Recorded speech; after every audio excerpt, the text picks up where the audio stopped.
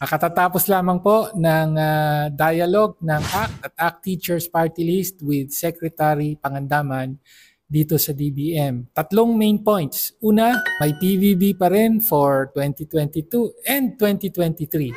At sumang-ayon si Secretary Pangandaman sa posisyon natin na hindi na gagawing requirement ang IPCRF para sa PBB 2023. Pangalawa, sa salary increase, magkakaroon ng SSL 6. Ito ay retroactive ang implementation from January at 40 billion ang tinatayang budget para dito. At pangatlo, may IRR na para sa career progression proposal, yung promotion ng mga teachers.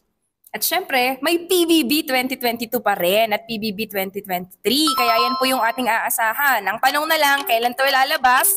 Nasa sama-samang pagkilos pa rin natin yan.